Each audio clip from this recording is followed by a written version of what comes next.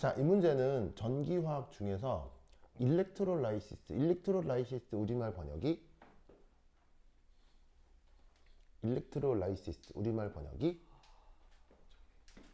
전기분해.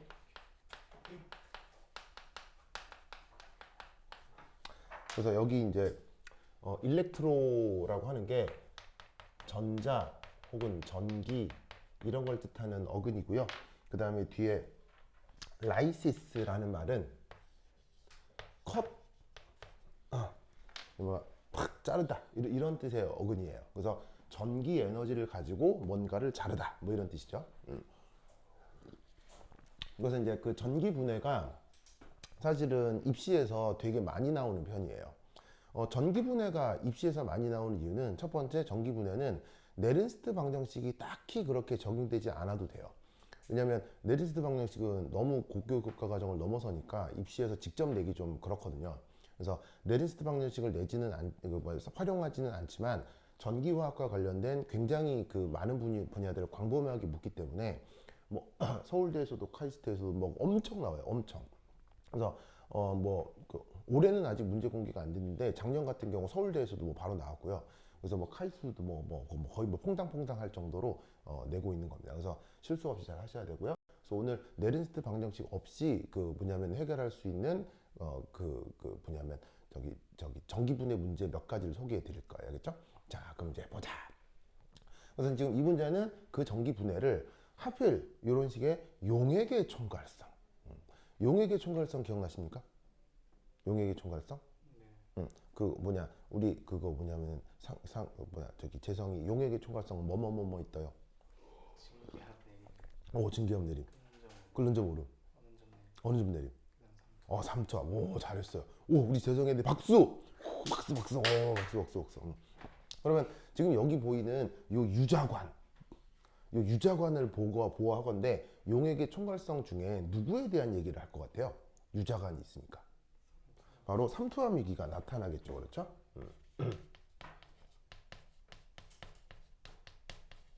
그래서 그 삼투압과 전기화학을 같이 연결지은 문제입니다. 아시겠죠? 그래서 뭐 꼭 용액의 첨가성을 그 뭐냐면은 전기화학과 연결 지어야 하느냐라고 묻는다면 사실 딱히 관계는 없어요. 딱히 관계는 없는데 그냥 실험적으로 그냥 연결을 해놓은 거예요. 내가 볼 때 약간 억지스럽게 연결을 한 건데 뭐 어쨌건 뭐 이런 상황도 있을 수 있으니까. 자, 그래서 이제 이때 이제 뭘부터 해야 되느냐? 바로 뭐가 됐건 이거부터 분석을 해야 돼요. 요거 무슨 말이겠어요? 전기화학적인 뭔가가 나온다라고 하면 맨 처음 이거부터 분석을 해야 돼요. 그럼 이거라고 하는 게 뭐냐? 바로 외부 전원이에요.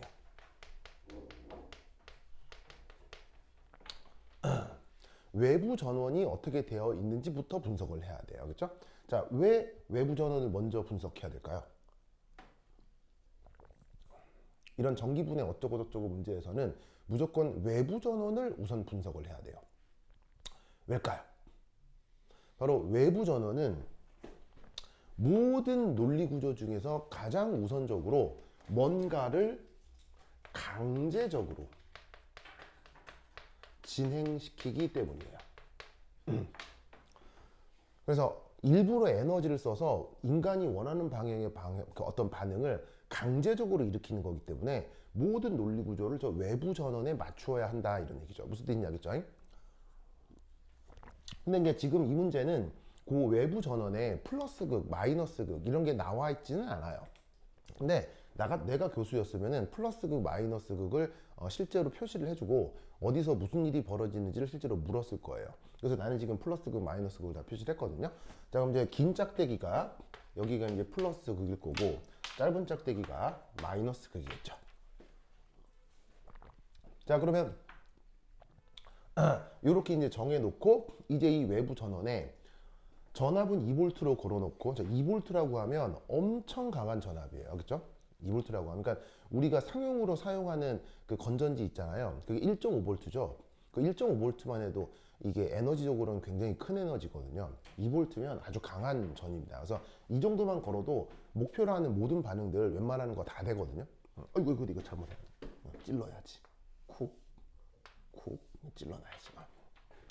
자, 이제 그럼 그 상태에서 이 전원에서 3860초 동안 0.1A의 전류가 흘렀대요. 아시겠죠? 세크는 시간이고 A는 암페어. 아시겠죠?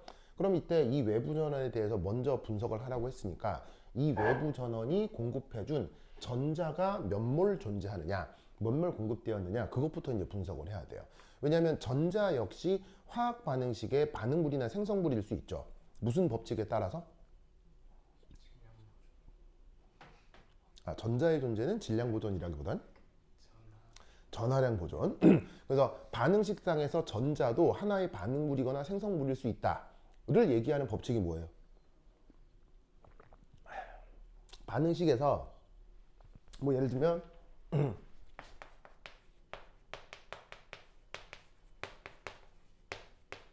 뭐 이런 거 당연한 반응식이잖아요.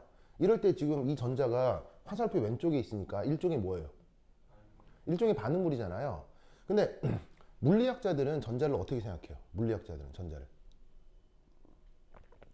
전자를 에너지와 파동으로 생각을 하잖아요. 그건 알죠? 그래서 왜 나 최근에 들었던 말 중에 되게 쇼킹했던 말 중에 하나가 전 우주에 전자가 하나밖에 없대요 라고 하는 이론이 있어요.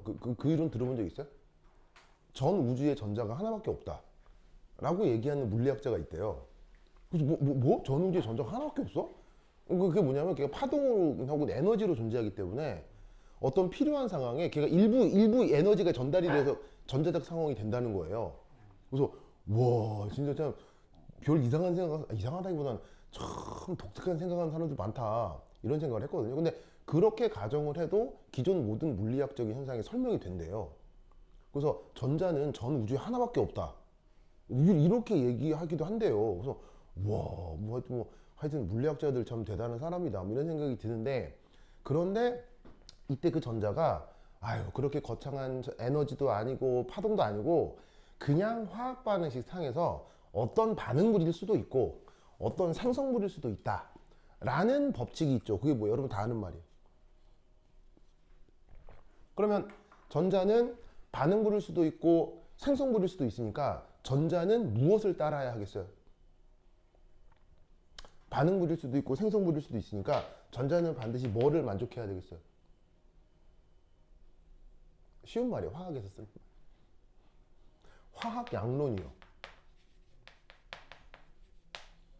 전자 역시 화학 양론의 지배를 받는다. 무슨 뜻인지 알겠어요? 이게 진짜로 에너지이거나 파동이라고 하면 화학 양론의 지배를 받는다. 좀 이상하잖아요. 이상한데 뭐 그런가 보죠. 그런 법칙을 뭐라고 하냐면 전자 역시 화학 양론의 지배를 받는다. 이걸 실험적으로 밝힌 사람이죠. 위대한 화학자.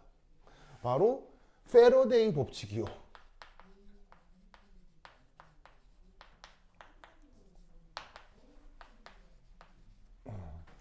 패러데이 법칙. 패러데이란 말 들어본 적 있죠? 혜성이 패러데이란 말 들어본 적 있죠? 우리 이제 패러데이. 제가 패러데이 들어봤죠? 그 법칙이 바로 패러데이라는 사람이 만든 게 전자 역시 화학 양론을 따른다예요. 무슨 뜻인지 알겠죠? 그러니까 무슨 계수 같은 게 있으면 몇 대 몇 대 몇 이렇게 반응하고 그런 식의 분석으로 전자를 생각할 수 있다. 그게 바로 패러데이 법칙입니다. 무슨 말인지 알겠죠? 패러데이 이 사람 무학인 거 알아요? 무학이에요. 무학. 초등학교도 안 나왔어요. 초등학교도 안 나오고 대학 교수가 된 사람이에요. 그래서 집이 워낙 가난해서 초등학교도 못 나왔거든요. 근데 지식에 대한 열망이 강해서 19세기 사람인데 지식에 대한 열망이 너무 강해서 밥은 벌어 먹어야 되겠고 그래가지고 출판사에서 일했어요. 왜? 책 출판대에 나오는 과정 중간중간에 그 책 들어서 읽으려고. 그래서 출판사에서 출판하는데 거기 있는 책 대부분 다 읽었대요. 그 사람이. 그래서 지식에 대한 욕망이 너무 강해서 그 책을 다 읽을 정도로. 근데 그때 굉장히 유명했던 영국의 이제 유명했던 화학자 중 한 명이 대중 강연을 하는데 그 사람의 대중 강연이 너무 좋아서 그 화학자도 되게 유명한 사람이에요. 그 사람도 되게 화학적으로 업적이 많은 사람인데 그 사람이 대중 강연을 하기 위해서 이렇게 이제 영국 시내에서 대중 강연을 하는 거를 이 패러데이라는 소년 패러데이가 그걸 쫓아다니면서 다 들었던 거예요. 그래가지고 그 소년 패러데이가 그 사람의 모든 강의를 다 듣고 강의 노트를 만들어서 자기가 출판사에서 이러잖아요. 그걸 책으로 찍어갖고 갖고 온 거예요. 그러고 교수님이 너무 감동받을 거 아니에요. 무슨 말인지 알겠어요? 왜냐면 책 하나 쓰는 거 진짜 귀찮거든요. 근데 그걸 자기 강의 노트를 책으로 정리해서 책을 하나 출판해 왔으니까 얼마나 고마워서 야 너 뭐 하는 애냐? 그래서 누굽니다. 그래서 야 너 되게 잘하는구나. 어떻게 살았니? 들었는데 얘가 너무 가난해서 학교도 못 가네요. 초등학교도 못 갔어. 야 근데 너 이 강의 노트 정리한 거 보니까 내 내용을 굉장히 잘 이해하고 있는 것 같은데 너 내 실험실에서 좀 일해볼래? 해가지고 그때부터 대학원생이 된 거예요.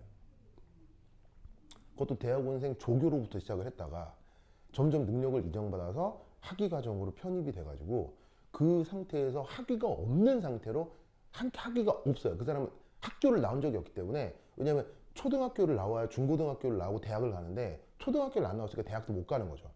그냥 실험실에서 일하면서 그냥 연구 논문만 낸 거예요. 그런 상태로 무학위 상태에서 캠브리지 대학의 교수까지 돼요. 이 패러데이라는 사람이. 그래가지고 이 패러데이라는 사람이 화학과 물리학에 어마어마한 업적을 한 거예요. 그래서 예를 들면 왜 여러분 이런 그림 있죠? 이런 그림 맨 처음 그린 사람이. 이런 그림 맨 처음 그린 사람이. 그게 패러데이예요. 전기장, 자기장, 그리고 전기장, 속, 자기장, 속 이런 말 있잖아요. 물리학에. 그거 맨 처음 도입한 게 패러데이예요. 무슨 말인지 알겠어요? 왜냐면 패러데이가 학교를 안 나와서 패러데이는 뭐를 제일 못하겠어요? 수학을 못하는 거예요. 수학을 못해요. 그러니까 이 패러데이는 모든 개념을 그림으로 설명하는 거예요. 그래서 이런 식의 보통 사람들이 알아듣기 좋은 개념들을 만든 거죠. 그래서 결국엔 패러데이가 나중에 이제 말년에 한 80세 넘어서 이 사람은 되게 행복하게 살다갔거든요. 어릴 때만 팔자가 안 좋았고 그래 교수가 된 이후에는 승승장구하고 논문도 엄청 쓰고 전 세계적으로 유명해지고 부인도 되게 예뻤대요. 애들도 엄청 놓고 장수했어요 또. 90 몇 살에 돌아가시는 걸로 아는데 이 양반이 말년에 했던 또 마지막 업적이 맥스웰을 만나요. 30대의 맥스웰. 그 맥스웰을 만나서 이제 토론 과정 중에 뭘 알아내냐면 광속이 일정한 것 같다. 를 패러데이하고 이제 그 볼츠만 이거 뭐냐면 맥스웰이 뭐냐면 그 토론 중에 서로 그런 결론에 도달해요. 그래서 수학을 1도 못하는 사람인데 1도 못하는 사람이고 초등학교도 안 나온 사람인데 저런 업적을 쌓은 사람이 바로 패러데이라는 사람이에요. 아우 참 패러데이를 모르다니 제가 감동적이죠. 동영 감동적이죠. 여기서 막 부인이 예뻤다에 제일 감동이죠. 그죠? 동영이 지금 표정이 반짝반짝하게. 자 어쨌건 자 패러데이 법칙. 자 그래서 어쨌건 그 패러데이 법칙을 이제 살짝 생각을 하면 여기 이제 N 요거 이제 몰수고요. E는 전자. 자 그럼 패러데이 법칙에 따라서 전자 몰수는 어떻게 구할 수 있어요? 죄송합니다. 전자 몰수 어떻게 구할 수 있어요? 그렇지. 바로 공급된 전하량. 이걸 뭐로 나누면 돼요? 패러데이, 상수 이걸로 나누어 주면 되죠. 그래서 공급된 전하량을 패러데이 상수로 나누면 그게 정의에 따라서 바로 전자 전하량이 나옵니다. 자 그러면 전하량은 어떻게 또 계산할 수 있어요? 전하량은 어떻게 계산할 수 있어요? 공급된 전하량은 어떻게 계산할 수 있어요? 그렇지. 바로 I 곱하기 T 이게 되겠죠? 그래서 여기 보시면은 I는 전류고요. 그 다음에 T는 시간이죠. 그래서 전류에다가 시간을 곱해주면 그게 바로 공급된 전하량이 될 거예요. 자 그러면 지금 전류가 얼마나 공급이 됐었냐면 0.1 암페어 그리고 시간이 얼마? 3860초가 되도록 하겠습니다. 그 다음 패러데이 상수는 얼마냐면 보통 값이 96485 이 정도 값이거든요. 저 정도 값인데 계산의 편의를 위해서 문제에서는 965빵빵으로 주고 있네요. 쿨롱 퍼 몰. 기억하고 있나 모르겠는데 패러데이 상수 정의가 뭐예요? 패러데이 상수 정의가 뭐예요? 바로 전자 1몰의 전하량이죠. 그래서 어떻게 구해요? 어떻게 구해요? 네, 바로 요거에다가 요거를 곱하면 되죠? E가 뭐예요? E. 전자 한 개 전하량. NA는 야보가드로 수. 그래서 전자 하나 전하량이 이 정도 되고요. 야보가드로 수 단위가 야보가드로 수가 6.02 10의 23승이고 단위가 몰의 역수란 말이에요. 그래서 요 두 개 숫자를 곱하면 그게 96485 정도가 나오고 단위가 쿨롱 퍼 몰. 알겠죠? 그래서 요게 패러데이 상수입니다. 그걸 지금 문제에서는 965빵빵 이렇게 줬고요. 자, 그래서 여기 주어져 있는 요 숫자 0.13860 965빵빵 얘를 나누어 주면 그 값이 얼마다? 4mm몰 정도로 계산이 될 거예요. 이때 여기 잘 보시면은 암페어란 단위가 있고 세크란 단위가 있죠. 암페어 세크의 정의가 뭐죠? 암페어 세크의 정의가 뭐죠?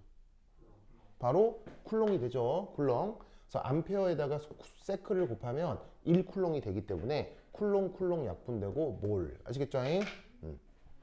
저렇게 표현이 되다. 자, 그래서 여기에 있는 이 외부 전원에서 강제적으로 공급한 전자의 몰수는 4mm몰이 되겠습니다. 자, 그 다음 이제 이 전원의 플러스 극, 마이너스 극이라고 하는 녀석의 보시다시피 그 상황을 한번 생각해 보도록 하겠어요. 자, 외부 전원 플러스 극의 역할은 뭐예요? 외부 전원 플러스 극의 역할은 뭐예요? 바로 얘는 이압하고 전자를 끌어오죠. 강제적으로 전자를 끌어오죠. 무슨 말 알겠어요? 그러면 강제적으로 전자를 뽑아오기 때문에 그게 외부 전원 플러스 그게 역할이에요. 알겠죠? 내가 교수였으면 이것도 물었어요. 알겠죠? 자, 그러면 강제적으로 전자를 끌어오기 때문에 이 플러스 극에 연결된 극에서는 무슨 화학 반응이 진행돼야 돼요? 산화 반응이 진행돼야 되죠. 그 산화 반응을 영어로 뭐라고 불러요? 산화 반응이 일어나는 전극을 에노드. 자, 그러면 이 에노드라고 하는 이 외부 플러스 극에 어떤 물질이 접근할 수 있는지 한번 생각을 해봅시다. 자, 이쪽은 수용액인데 수용액에 지금 NaF라고 하는 그 이온 결합 물질이 녹아 있어요. 그럼 여기에는 어떤 이온하고 어떤 이온이 있을 수 있겠어요? 바로 F- 이온하고 Na 플러스 이온이 여기 이런 식으로 녹아 있을 수 있겠죠. NaF 같은 경우는 물에 잘 녹거든요. 굉장히 잘 녹거든요. 굉장히 잘 녹아요. 자, 그럼 이때 여기서 F- Na 플러스 중 여기 플러스 극에는 누가 접근할 수 있을까요? 바로 여기에 있는 F-가 이런 식으로 이압하고 플러스 극에 접근할 수 있을 거예요. 이유는 음이온이니까요. 그래서 여기 보시면은 플러스 극에 접근 가능한 물질은 F-죠. 자, 그리고 또 어떤 물질이 접근할 수 있죠? 바로 물이 접근할 수 있죠. 자, 물이 접근한다라기보다는 그냥 물이 다 있죠. 그렇죠? 예, 그래서 물이라고 하는 게 지금 용매니까 이 물은 어딘가로든 다 접근할 수 있습니다.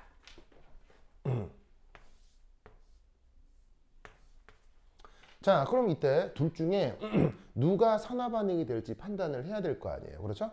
그런데 이때 이 두 개 중 요 F- 요 녀석은 산화되기가 아주 어렵습니다. 왜? 이 F-는 산화되기가 아주 어렵습니다. 왜?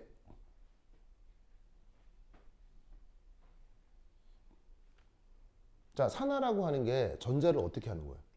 전자를 떼어내는 거잖아요. 전자를 떼어내는 반응이 저 F-는 굉장히 일어나기 어렵습니다. 왜? 우선 써놨잖아요. 전기 음성도가 어떤 원소예요? 아주 크죠. 전기 음성도가 크기 때문에 전자를 가지려고 있으려고 해서 외부 전원이 웬만하지 않고서는 저 전자를 뜯어내기가 어렵습니다. 아시겠죠? 그리고 한 가지 이유가 더 있죠. F-는 이런 식으로는 산화시키기가 아주 어렵습니다. 한 가지가 더 있죠. 여기 써놓지도 않았는데 이유가 하나가 더 있죠. 그러니까 교수들은 이런 걸 물어요. 왜냐하면 지금 내가 질문하는 것의 답은 고등학교 화학원 화학투에 나오는 내용이거든요. F-는 그 산화되기가 아주 어려워요. 요 상황에서는. 그럼 말을 이해해야 되죠? 요 상황이 어떤 상황인지. 요 상황에서 F-가 어떤 특징을 갖는지를 답할 수 있어야 돼요.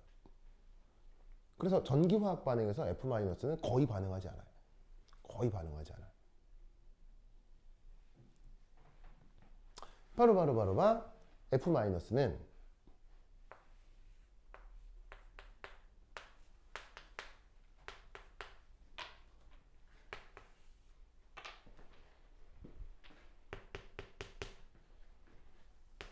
죄송아 이게 뭐예요? 하이드로진 본딩. 무슨 말 알겠죠?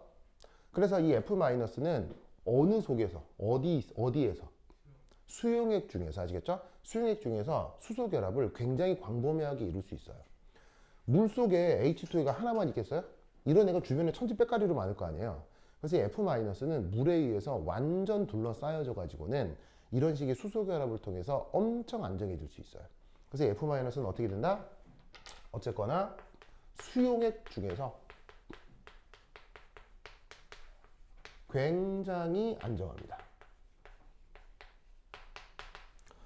그러니까 다른 녀석들이 반응할 수 있다면 다른 게 먼저 되지 플로라이드 음이온은 먼저 반응되지 않습니다. 알겠죠? 요거 수소 결합인 거 아시겠죠? 수소 결합인 거 아시겠죠? 네. 그래서 플로라이드 마이너스가 F 자체가 전기음성도 클 뿐더러 1 마이너스 상태에서 수소 결합을 강력하게 할 수 있기 때문에 여기서는 구경꾼형이다. 무슨 말 알겠죠? 그럼 여기서 이제 접근할 수 있는 물질이 F하고 H2인데 그럼 누가 산화를 하는 수밖에 없어. H2O가 산화를 하는 수밖에 없다. 이런 말이지. 무슨 말 알겠죠? 자, 그럼 이때 우리는 뭘 작성할 수 있어야 되느냐? 이 H2O의 산화 반응을 작성할 수 있어야 돼요. 아시겠어요? 거의 뭐 돌돌돌 외울 정도로 뭐냐면은 산화가 된다. 산화 반응식을 쓸 수 있어야 되는데 바로 요렇게.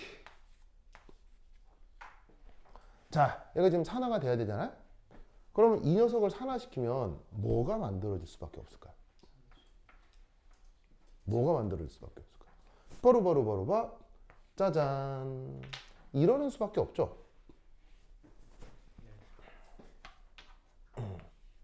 맞습니까? 왜 H2O가 산화되면 산소가 나타나죠? H는 플러스 1을 갖고 있어. 오, 역시 우리 재성이 저런 애들이랑 거리를 두는 이유가 있구나. 진짜 그래, 저는 잘했어요. 재성아 이럴 때 난 좀 미워요? 좀 미워요? 약간 재성이 나 밀 때 재성이가 잘 안 보여가지고 앞에 앉았거든요. 그래서 내가 재성이한테 재성아 저런 애들이랑 안 놀아요? 그랬더니 재성이가 안 보여서 안다고 그래가지고 내가 그랬더니 재성이가 지금 약간 당황스러웠나 봐요. 자, 어쨌건 자 여기서 얘가 이렇게 산화가 되는 이유는 바로 산화수 변화 때문이죠. 자, 수소 산화수는 얼마예요? 1 플러스죠. 산소 산화수 얼마예요? 2 마이너스죠. 자, 그럼 어떻게 되느냐? 산화는 전자를 떼어내는 거잖아요. 이미 양이온인 얘한테 뭐 어떻게 전자를 떼어내겠어요? 안 되고 얘한테 또 떼어내게 돼야겠죠. 그럼 산소 2 마이너스 전자를 떼어내서 뭐를 만들 수 있다는 얘기예요? 산화수 0가의 물질을 만들 수 있는데 산소 관련해서 산화수 0가인 가장 유명한 물질이 바로 요 H2가 여기에는 O2가 될 거 아니에요. 그래서 이렇게 H2의 산화 반응식에서는 이런 식으로 O2 산소가 만들어진다라고 생각하면 된다는 얘기죠. 그래서 아예 이쪽 분야 연습 문제를 많이 풀다 보면 그냥 아예 외워지기도 하죠. 자, 그리고 나서 이제 여기에서 질량 보존을 맞춰 볼게요. 여기 산소 하나인데 산소 2개니까 2분의 1 이렇게 써주시고요. 그 다음 여기 수소이온 몇 개 있어요? 수소이온 몇 개 있어요? 2개 있죠, 2개. 여기다가 EH 플러스. 자, 그리고 나서 최종적으로 뭘 맞춰야 되죠? 전하량 보존을 맞춰야 되죠. 그럼 이때 어떻게 되느냐? 여기는 정기적으로 중성인데 여기도 중성이 되려면 오호 전자 2개. 알겠죠? 그래서 요것이 H2O의 산화 반응이 되것은이다. 뭐면 되겠죠? 그렇죠? 좋아.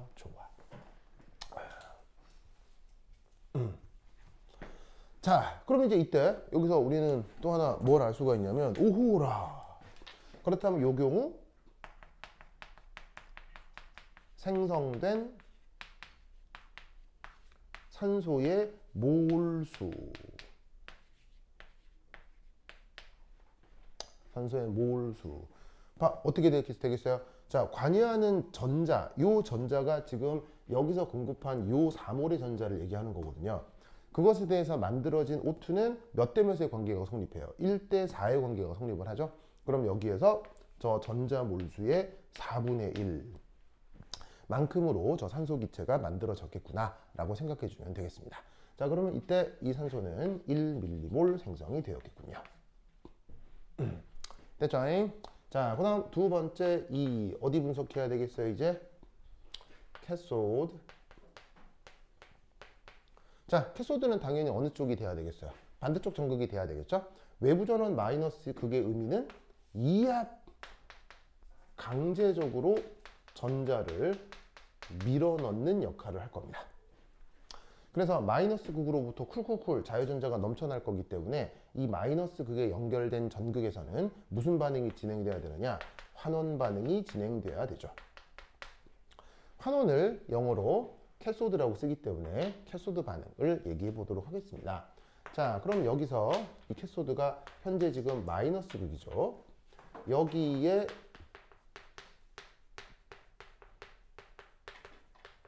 접근 가능한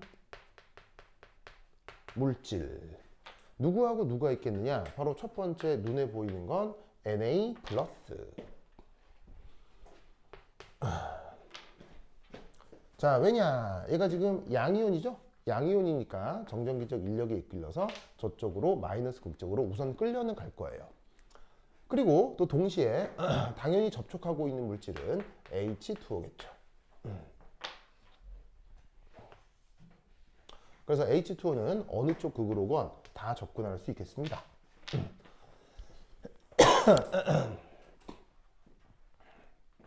됐죠? 이때 여기에 보이는 리튬, 소디움, 포타슘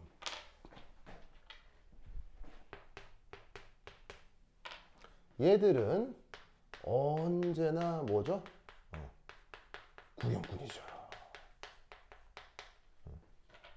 얘들은 뭐 전기화학 반응, 뭐 그다음에 또 뭐야? 전기화학 반응, 뭐 침전 반응, 산화환원 반응, 뭐 산염기 반응, 그 모든 반응에서 언제나 구형군입니다. 특히나 얘네들은 지금 언급하고 있는 수용액 중에서 굉장히 안정하죠. 특히나 이제 물하고의 수화를 굉장히 잘하기 때문에 수용액 중에서 얘네들은 완전한 구형군입니다. 아시겠죠? 그래서 이런 애들을 우리가 뭐라고 불러요? 알칼리 금속이라고 하죠. 그래서 알칼리 금속은 항상 구형군이다. 그렇게 생각을 해주시면 되겠어요. 그럼 이제 이해 안 되고 이제 누가 될 수밖에 없겠어요? 저 H2O가 환원을 해야겠죠. 자, 그러면 H2O가 환원을 한다. 그러면 이때 뭐가 만들어지겠어요? H2O가 환원을 한다.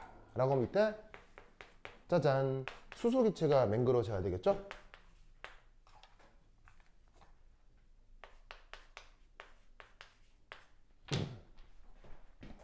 좋아.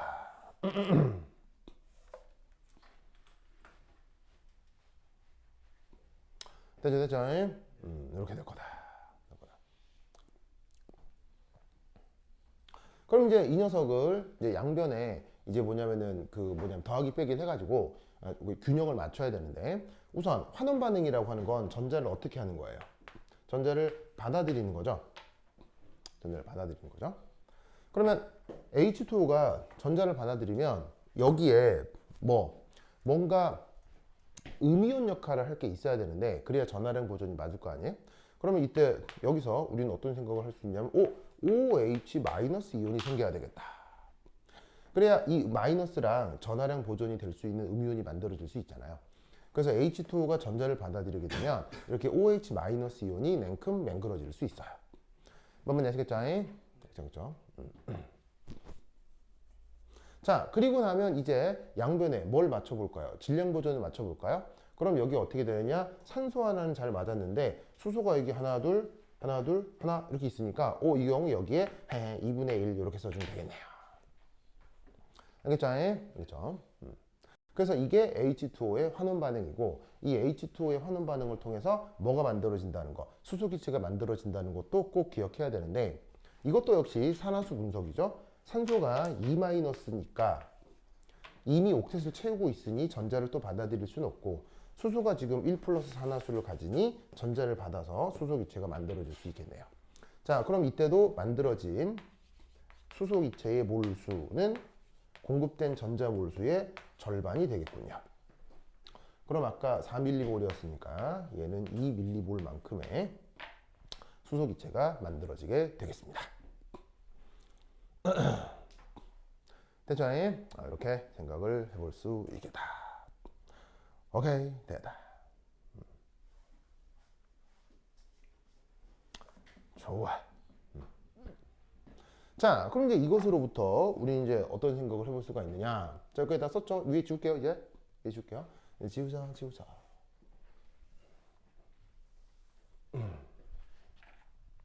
자, 그 다음 세 번째. 기체가 만들어졌죠.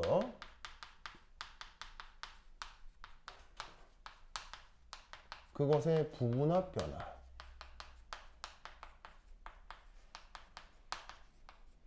이걸 한번 생각해 볼게요. 자, 그러면 어쨌건 압력이니까 압력은 어떻게 구할 수 있어요? V분의 nRT 이렇게 구할 수 있겠죠?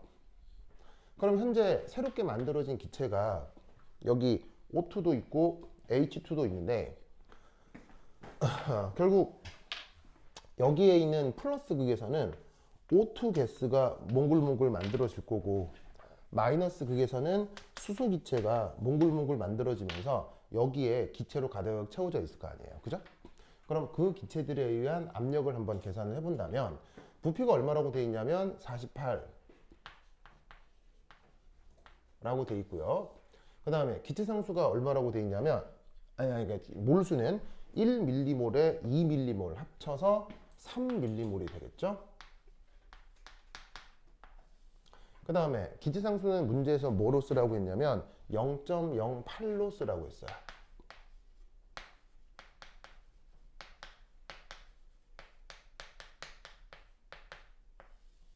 자, 그리고 마지막으로다가 거기 뭐라고 돼 있냐면 온도는 300켈빈이라고 돼 있네요. 300켈빈이라고 돼 있네요.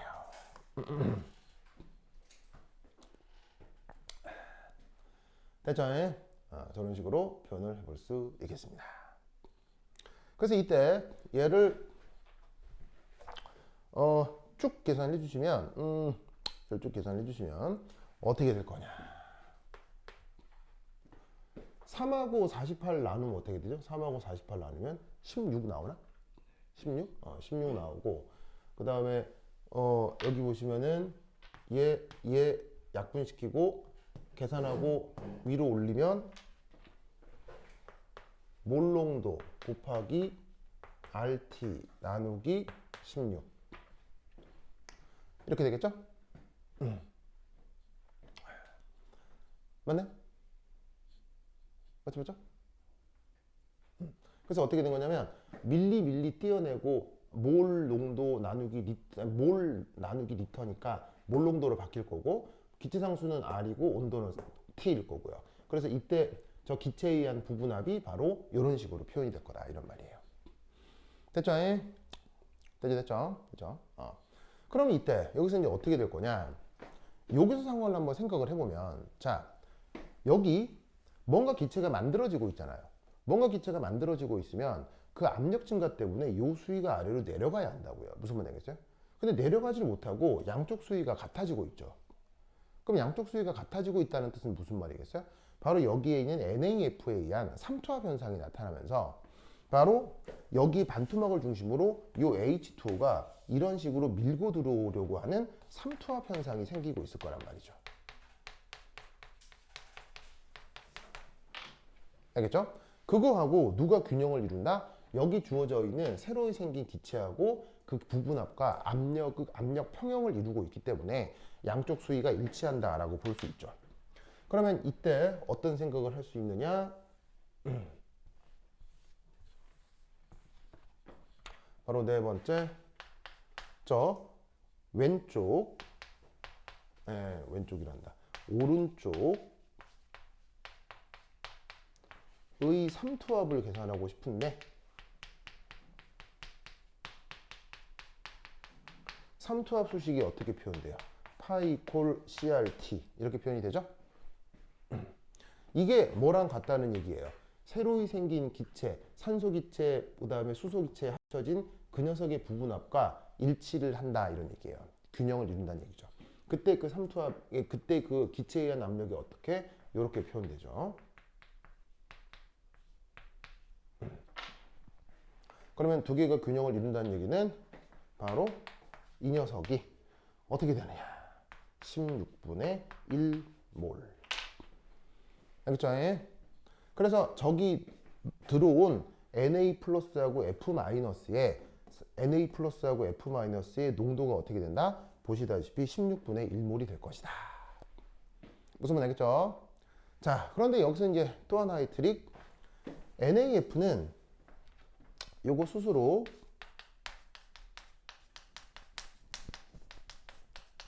강전의 질입니다. 물에서 잘 녹아요. 왜 물에서 잘 녹아요? F-도 수용액 중에서 엄청 안정해지고 Na+도 수용액 중에서 엄청 안정해지니까 물에 들어오면 얘네들은 거의 100% 녹는다. 그러면 얘가 녹아 들어올 때 어떻게 될 거냐면 Na+도 존재하고 F-도 존재할 텐데 얘네들 각각 다 뭐를 나타낼 수 있다? 용액의 총괄성을 나타낼 수 있죠.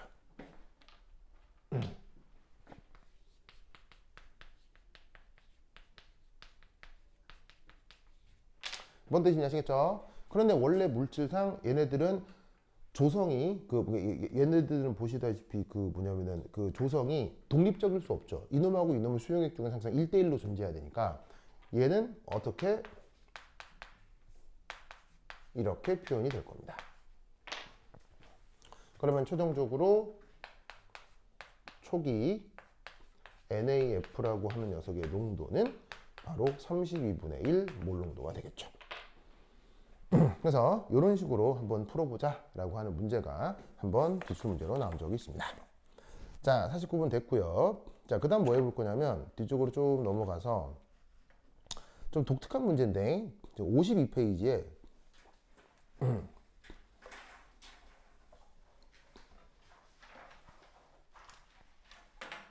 독특한 문제인데 52페이지에 52번이라고 있을 거예요.